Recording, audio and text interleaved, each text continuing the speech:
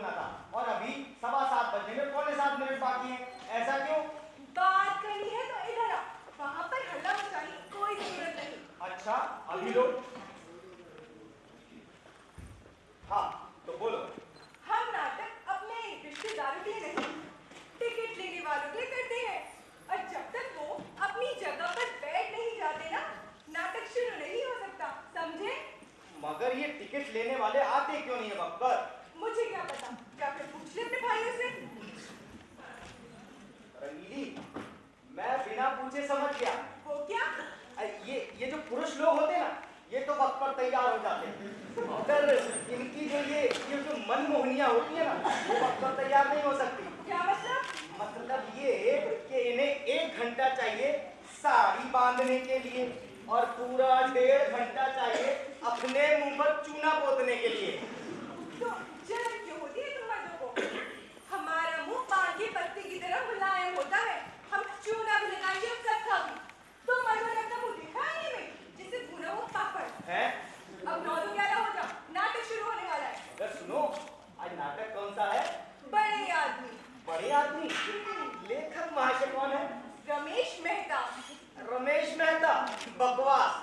नाटक बड़े आदमी और लेखक महाशय छोटा सा आदमी। ये कहानी बड़े आदमी की है, तेरे जैसे छोटे आदमी की नहीं। बड़े आदमी? कौन से बड़े आदमी? जिनका कद 12 फुट 13 इंच होता है वो? नहीं। अच्छा, जिनकी तोंद का घेरा 420 सेंटीमीटर होता है वो? नहीं नहीं। अच्छा, जिनके दिमाग की 12 दरी की 12 खिड़कियां और 13 रोशनदान होते हैं वो? नहीं नहीं नहीं। तो फिर कौन सी नस्ल के बड़े आदमी हैं ये? इधर आ।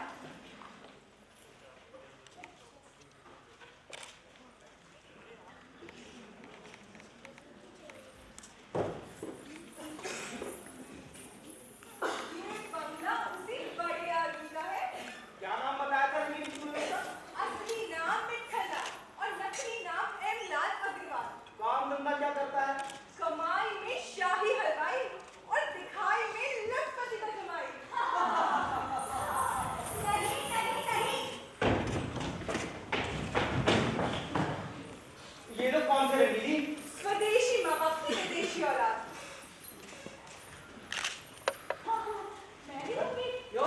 ये तो आपस में झगड़ रहे हैं।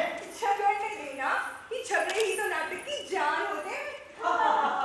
रंगीली, वो इधर ही आ रहे हैं। तो आ, उस कोने में बैठ के इनका तमाशा देखें। चलो। मगर सुना है वहाँ डायरेक्टर नहीं बैठी रहती है, मारेगी। अरे तू चिंता क्यों करती है? मैं साथ रहूंगा तो कुछ नहीं कहेगी। मुझे देखकर तो मुस्कुराती रहती है वो। अच्छा है, तुझे देखकर मुस्कुराती रहती है? अरे चल चल। नहीं नहीं नहीं। ये बात गलत है इंद्रा, तुमने मेरी सारी चिट्ठियां पढ़ ली, अब अपनी चिट्ठी मुझे पढ़ने दो। नहीं, मैं अपनी चिट्ठी नहीं पढ़ने दूंगी। क्यों? मेरी मर्जी। मर्जी नहीं चलेगी। हमारी यही पहली शर्त थी कि कमलेश की चिट्ठी मैं तुम्हें पढ़ने दूंगा और अशोक की चिट्ठी तुम मुझे। कमलेश तो मेरी होने वाली भाभी है, मुझे हक है कि मैं उसकी चिट्ठी पढ़ लूं। तो अशोक भी मेरा होने वाला जीजा है, मुझे भी हक है कि मैं उसकी चिट्ठी पढ़ लूं। बिल्कुल नहीं, तुम मेरे बड़े भाई हो और बड़ा भाई पिता के समान होता है। ससुर महाशय को दामाद की चिट्ठी पढ़ने का कोई हक नहीं। मैं बड़ा हूँ, बूढ़ा नहीं। ला चिट्ठी। खबरदार तुम, अगर छीनने की कोशिश की मैं सारी चिट्ठी फाड़ दूंगी। अच्छा? हाँ। तो खुद ही बता दे क्या लिखा है इसमें। पहले हाथ छोड़ मेरा। ले बता क्या लिखा है। पहले एक दफा और पढ़ लो, फिर सुनाती हूँ। कितने पेजेस हैं? 1.5 दर्जन।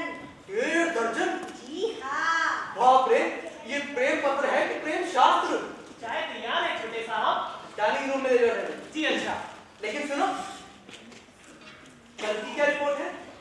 मम्मी और डैडी को चूही काटे से खाने की प्रैक्टिस होगी है कि नहीं? तो बड़े साहब तो काफी कुछ सीखे हैं सरकार, लेकिन मेम साहब तो सीखने में अभी थोड़ा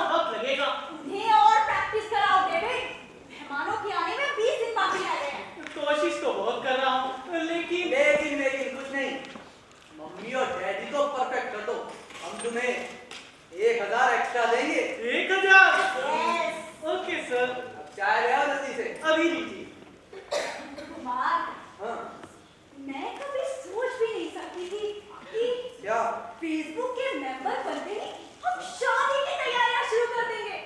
मेरा शुक्रिया अदा करो, ये रास्ता मैंने ही तुम्हें दिखाया था। हमारे दिखाते रास्ते से चल तो रहे हैं, पर मेरा दिल बहुत घबरा रहा है। क्यों? ये सॉन्ग जो हम रचा रहे हैं पूरा रहता है, अरे यही खट्टा लगा रहता है, कहीं भेद ना खुल जाए। अरे बड़ी डरपोक हो तुम। मम्मी और डैडी की हिम्मत देखो, बिना अंग्रेजी पढ़े अंग्रेजी तौर तरीके सीख रहे हैं। जब वो पूरी तरीके से हमारा साथ दे रहे हैं तो तुम्हें घबराहट किस बात की है? इस बात की कि दूध का जला छाछ को भी फूंक फूंक कर पीता है। ओह, तुम्हारा मतलब विनोद के किस्से से है? हाँ, कितनी कसमें खाता हूँ। शादी करूंगा तो सिर्फ तुम्हीं से इंदिरा। हाँ, हाँ, जैसे ही उसे पता चला कि हमारे पिताजी बिजनेस क्या करते हैं, कमबख्त ने शक्ल तक दिखानी छोड़ दी। इसमें गलती तुम्हारी अपनी है इंदिरा। तुमने ये क्यों कहा कि हमारे पिताजी हलवाई की दुकान करते हैं? तो और क्या कहती उससे? मैं बताता हूँ। जब उसने कहा था कि उसके दादाजी इंजीनियर थे, तो तुम्हें फौरन कह देना चाहिए था कि हमारे परदादा जी भी चीफ इंजीनियर थे। और हमारे पिताजी? बिजनेसमैन में खानदानी रही। कह तो देती, लेकिन निभाती कैसे? जैसे अब कैप्टन अशोक के साथ निभा रही हो। याद रखो, आज की दुनिया में बड़ा वही है जो अपने आप को बड़ा साबित कर सकता है। ओह, तो मालूम होता है कमलेश के साथ तुमने यही फॉर्मूला बरता है। बिल्कुल। हमारी पहली मुलाकात नैनीताल के एक होटल में हुई। बड़ी अकड़कर कहने लगी, मेरे डैडी रायगढ़ के राजा हैं। मैंने कहा होंगे, लेकिन हमारे घर तो नहीं आए कभी। क्या मतलब? मतलब ये कि अक्सर राजे महाराजे हमारे डैडी के पास कर्ज लेने आते हैं। तुम्हारा मतलब था कि हमारे पिताजी बहुत बड़े फाइनेंसर हैं? सिर्फ फाइनेंसर ही नहीं, बल्कि एक दर्जन फर्मों के प्रोप्राइटर भी हैं। मगर ये असलियत तो नहीं। ना सही, लेकिन हमारा रहन सहन, हमारा घर, ये सब साबित कर देगा कि ये असलियत है। अरे हाँ, मैंने भी तो खूब रौब डाला है कैप्टन अशोक पर। वो कैसे? मैंने भी कह दिया कि हमारी तीन कोठियां हैं। कहाँ कहाँ? एक दिल्ली में, दूसरी पिलानी में और तीसरी काले पानी में। ये क्या मुसीबत डाल दिया तुम दोनों ने मेरी जान को? अरे फिर क्या हो गया डैडी? सुबह से तोते की तरह रट लगवा रहा हूँ तुम्हारी मम्मी को। असली शब्द डार्लिंग है, डार्लिंग। 100 दफा सबक याद करने के बाद बोली, हेलो दार्जिलिंग। मैंने भी साफ साफ कह दिया है, तू रखनी हलवाई ही रही, जैसे लाल नहीं बन सकती। अरे हिम्मत ना हारो डैडी, उनके आने में भी 20 दिन बाकी है, सब ठीक हो जाएगा। क्या ठीक हो जाएगा बेटा? मेरा कहा मानो तो अभी भी कुछ नहीं बिगड़ा है। इस सॉन्ग का ख्याल छोड़ दो। चाय तैयार है छोटे साहब। ठीक है, हम आते हैं। जी अच्छा। ये क्या कह रहे हैं डैडी? इससे तो बना बनाया खेल ही बिगड़ जाएगा। तुम बीच में मत बोलो बेटी। आप मुंह फुलाकर यहाँ क्यों थमते हो? तुम अंदर चलो बेटा, मुझे जरा बात करने दो इनसे। तुम्हारे इशारों पर नाच तो रही हूँ, और क्या करूँ? तुमने कहा तुम बेशर्म लुगाइयों जैसा लिबास पहन लो, तो वो पहन लिया। तुमने कहा चाकू और कुल्हाड़ों से खाना खाओ, तो वो खा रही हूँ। और क्या करूँ? अरे यही तो तेरी मुश्किल है। जो कुछ भी तू कर रही है सब बेदिली से कर रही है। भला इस लिबास में बेशर्मी की क्या बात है? आधा कदम नंगा हो गए, ये बेशर्मी नहीं तो और क्या है? अरे ये बेशर्मी नहीं, नई सभ्यता का नया फैशन है। और फिर बदन की खूबसूरती को दिखाना तो कोई बुराई नहीं बल्कि अच्छा ही है। हमारी सभ्यता में बुराई है, ये तुम्हारी अंग्रेजी में नहीं होगी। फिर वही अंग्रेजी। कितनी बार तुम्हें समझाया है मिसेस लाल, अंग्रेजी कहो, अंगिया वाला। बड़े आदमी से ना रिश्ता हो ना हो, मेरी बस कहीं उल्टा सीधा बोलना, मेरी तो जबान अकड़ गई है ये सबक याद करते करते। बस चल गया पारा। औलाद की खुशी के लिए सब कुछ करना पड़ता है मिसेस लाल। मुझे देखो, 7 गज की लहरिया धोती बांधने वाला ये मिठा लाल आज 3 गज की भुजंगी में जकड़ा पड़ा है। बंद गले का सूट पहनता हूँ तो जैसे बोरी से बांध दिया हो। खुले सूट पे नेकटाई लगाता हूँ तो जैसे फांसी पर चढ़ा रखा हो। हाँ, तो बड़े आदमी से नाता जोड़ने का शौक तो तुम्हें ही चढ़ा है।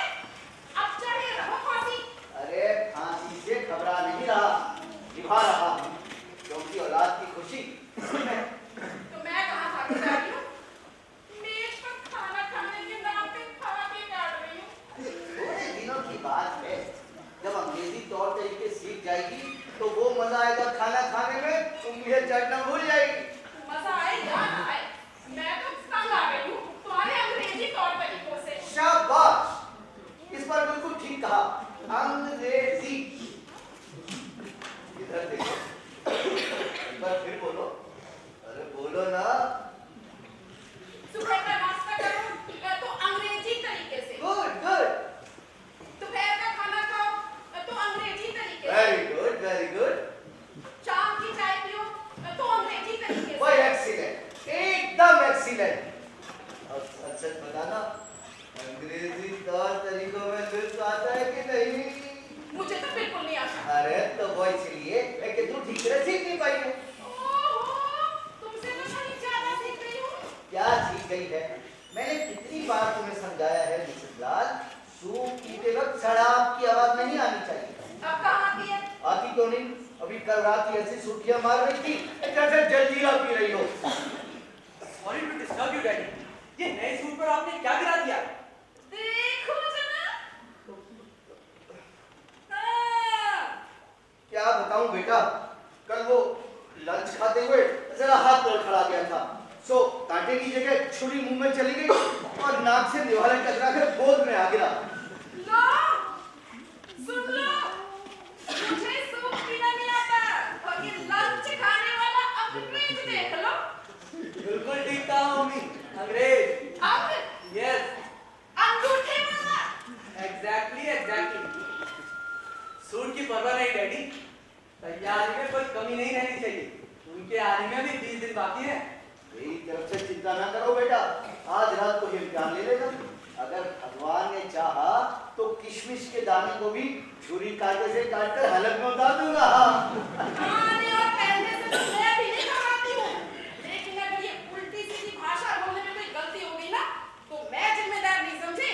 लेकिन मम्मी सुनो तो, अगर हिम्मत करोगी तो बोलने में भी गलती नहीं होगी, और अंग्रेजी भाषा नहीं बोलनी, सिर्फ कभी-कभी अंग्रेजी शब्दों का प्रयोग करना है। हाँ, और जब भी प्रयोग करना है ना, मेरी तरह सही करना है, गलत नहीं करना। अगर हिम्मत करती भी हूँ ना, तो तेरा बाप टोक देता है। अरे अगर गलत बोलेगी तो मुझे टोकना ही पड़ेगा ना। अच्छा भला, आज सुबह क्या गलती थी? गलती? अरे पहाड़ के बराबर गलती थी उस शब्द में। कौन से शब्द डैडी? ऑमलेट। बड़े रौब से फरमा रही थी, डियर मटन चॉकलेट खाओगे या अंडों का मामलेट? ठीक ही तो है। ये ठीक नहीं है मम्मी, इससे तो बात का मतलब ही बदल जाता है। वो कैसे? मटन कटलेट होता है, चॉकलेट नहीं। और अंडों का आमलेट होता है, मामलेट नहीं। मैं बाज आई तुम्हारी अंग्रेजी भाषा से, मुझे तो माफ कर दो। हेलो मम्मी, एक तरकीब मैं बताती हूँ जिससे सारी समस्या ही हल हो जाएगी। क्या तरकीब है तुम्हारी? मम्मी को अंग्रेजी बोलने की जरूरत ही नहीं। वो कैसे? हम उन लोगों पर ये जाहिर करेंगे कि मम्मी देशभक्ति के हर मूवमेंट में हिस्सा लिया करती थी, और अब देश के आजाद होने के बाद उन्होंने कसम खा रखी है कि वो जिंदगी भर अंग्रेजी नहीं बोलेंगी। क्यों मम्मी? और देश आजाद होने से पहले तुम्हारी मम्मी अंग्रेजी में भाषण दिया करती थी। क्यों नहीं, बल्कि मैं तो